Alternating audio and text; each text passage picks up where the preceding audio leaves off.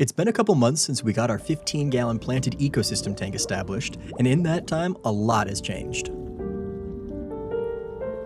All of the plants have started to grow in, the fish have started to grow and mature, and the ecosystem is really starting to settle in. But also in that time, algae has started to become a bigger and bigger problem. This is a big problem as it can start to choke out the plants in the tank by blocking the light from reaching them, and by stealing nutrients available in the water that the plants need to grow. The first thing we had to do to fix this problem was to cut out all of the leaves that were covered in the most algae. This will help the plants focus their energy into growing the healthier leaves rather than wasting energy on their unhealthy ones.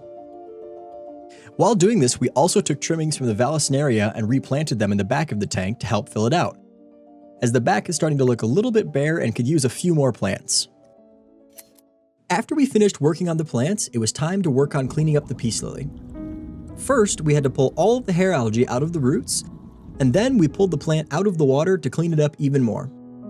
Once we had it out of the tank, we started off by cutting out all of the leaves that looked unhealthy, and also by cutting out some of the taller leaves as they were starting to get a little too close to the grow light and blocking the light from reaching the rest of the plant.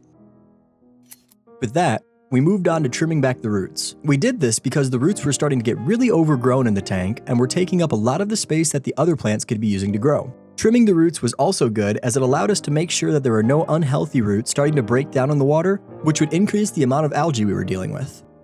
Once we were done with that, we put the peace lily back into the tank and made sure to remove any plant trimmings that floated up to the surface from our trimming.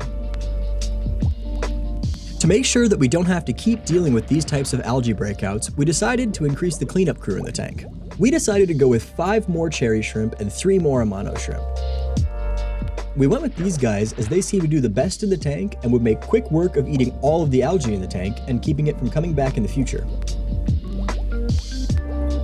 We're also hoping that because we increased the amount of cherry shrimp, the chances of them breeding will go up significantly, and hopefully sometime soon we'll have tons of baby cherry shrimp that we can move into other future tanks, making sure that they stay clean for us.